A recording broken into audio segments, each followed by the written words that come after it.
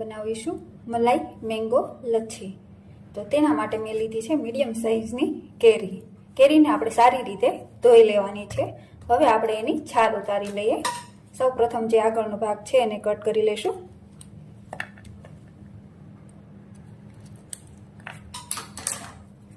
હવે એની છાલ ઉતારી લઈએ।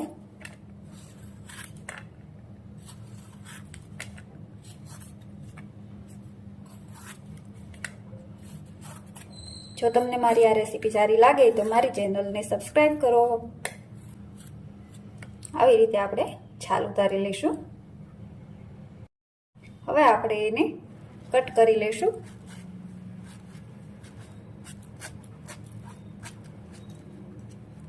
આવી રીતે એને નાના નાના ફોડવામાં આપણે કટ કરી લઈશું।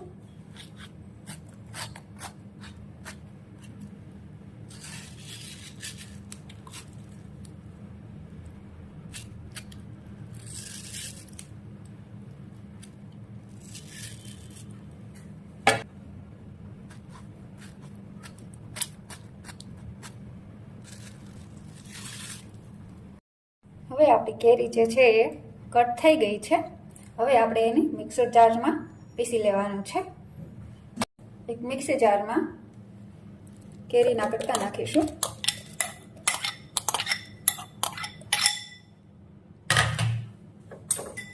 ત્યારબાદ દહીં લીધેલું છે મેં એ નાખીશું।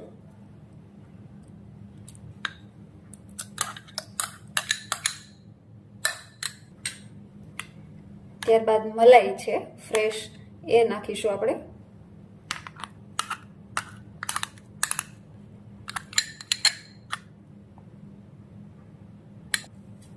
ત્યારબાદ આપણે જરૂર મુજબ ખાંડ નાખીશું। તમે ખાંડ વધારે ઓછી લઈ શકો છો। હવે આપણે એની અંદર આઈસ ક્યુબ નાખીશું। આઈસ ક્યુબની જગ્યાએ તમે ઠંડુ પાણી પણ નાખી શકો છો।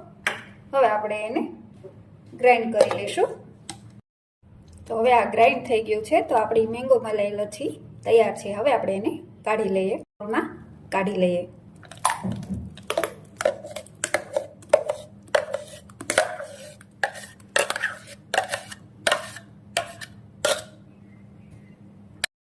તો તૈયાર છે આપણી મેંગો મલાઈ લચ્છી। તમે જોઈ શકો છો કેટલી થીક છે। જો તમને મારી આ રેસીપી સારી લાગી હોય તો મારી ચેનલને સબસ્ક્રાઇબ કરો, લાઈક કરો અને શેર કરો।